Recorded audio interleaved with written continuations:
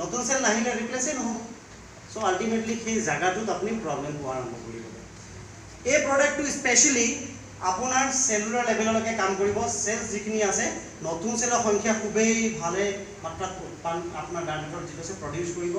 আৰু আপোনাৰ সেলৰ ভিতৰত যিবিলাক টক্সিনছ আছে সেলৰ যিবিলাক ৰিকুৱাৰমেন্ট হয় ভিটামিনছ লাগে মিনাৰেলছ লাগে প্ৰটিন লাগে সেই গোটেইখিনি বস্তু আল্টিমেটলি আপুনি পাব ইয়াৰ পৰা। সো এই প্ৰডাক্টটো অলৰেডি মই আপোনাক কৈ আছো যে টেষ্টেড 100+ 100টা বেমাৰৰ ওপৰত ই আপোনাক ৰিজাল্ট দিছে যেটো ল্যাবৰেটৰী থ্ৰু দি টেষ্টেড আৰু 400তকৈও বেছি বেমাৰৰ ওপৰত এই প্ৰডাক্টটোৱে কাম কৰে। এই প্ৰডাক্ট অনলি ওয়ান প্ৰডাক্ট এই প্ৰডাক্টৰ কাৰণে এটা ভাল চাই তালি এটা জোৰদাৰ তালি এই প্ৰডাক্টৰ কাৰণে।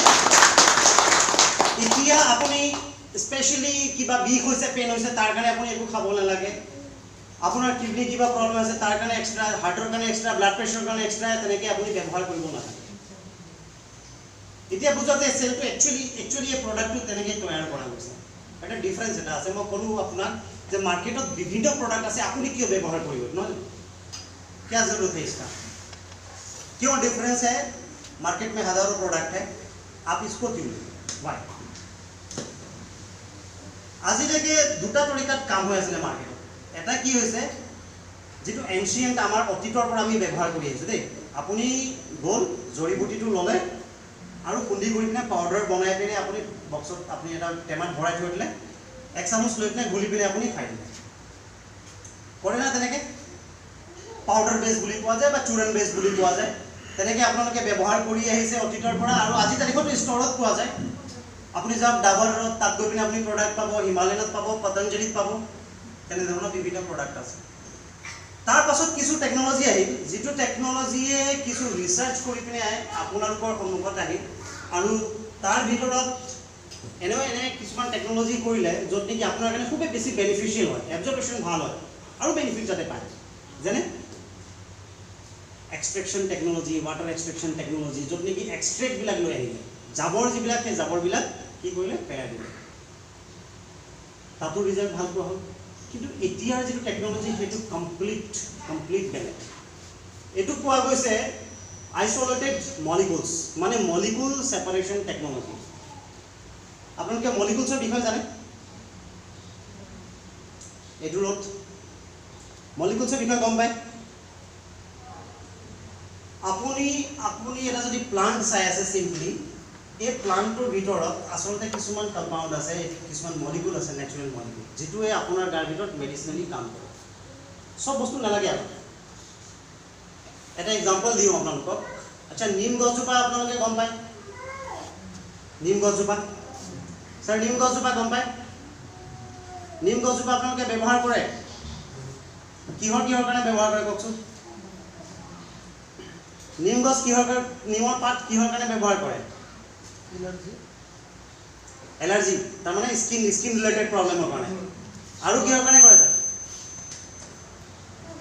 কক পিছপনা বা কক বাইদেউ কিহৰ কাৰণে কৰে নিম গছজোপা আসলতে তাৰ পাত যিটো আছে একে জন্ম হোৱাৰ পৰা লৈ মৃত্যুলৈকে ব্যৱহাৰ হয় হয় নহয় नॉट ओनली स्किन डायबिटीजर কাৰণেও কৰা যায়গে কিছু ফাঙ্গাল ডিজিজৰ কাৰণেও কৰা যায়গে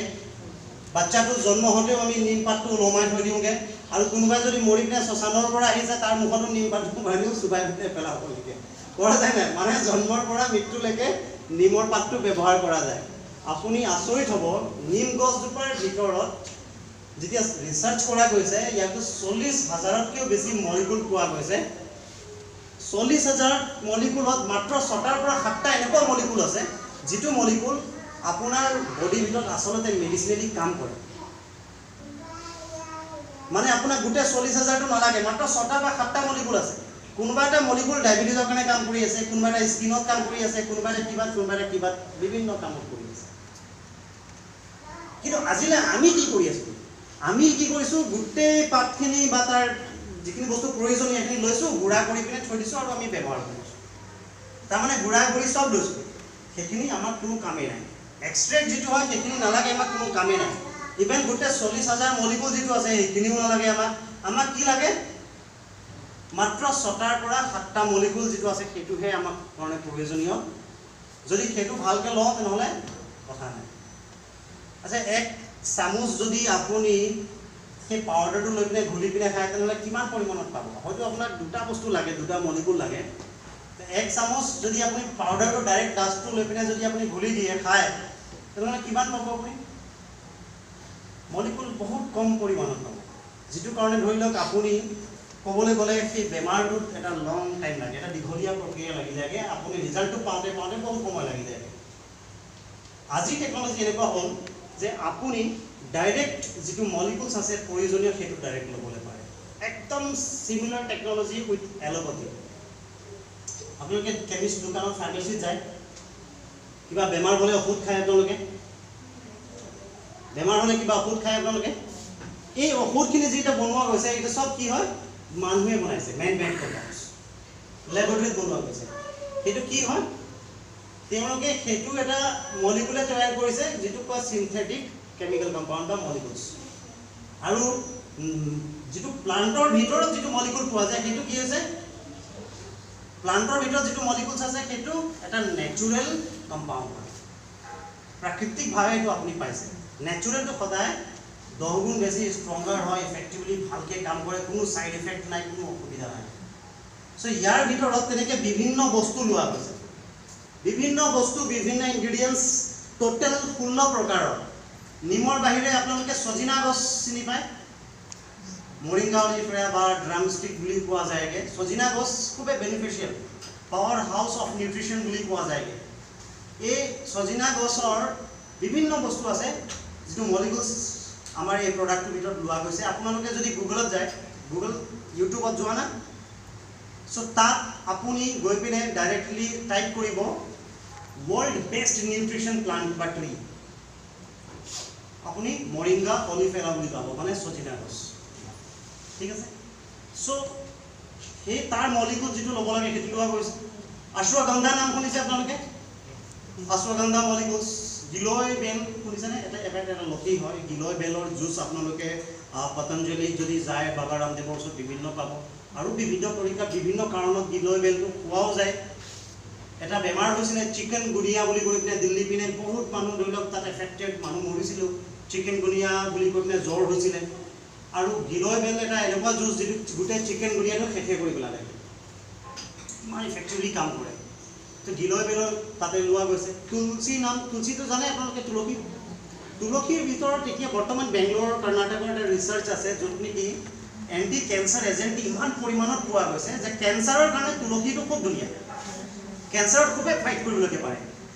তো তাৰ কিছু কম্পাউন্ড লোৱা গৈছে ইয়াৰ ভিতৰত ঠিক তেনেকে কিছু আৰু বস্তু আছে যেনে কলঞ্জি হৈ গলগে যেনে অৰ্জুনা গছ তাৰ যেটো সাল হয় এটো হাৰ্টৰ কাৰণে খুব কাৰ্ডিও প্ৰবলেম যাৰ থাকে আপোনালোকে জালুক পাইছে জালুকৰ ভিতৰত এটা মলিকুল পোৱা যায় পিপাৰ নিগ্ৰম বুলি কয় এই মলিকুলটো ইমান ধুনীয়া ষ্ট্ৰং মলিকুল যে কাৰোবাৰ যদি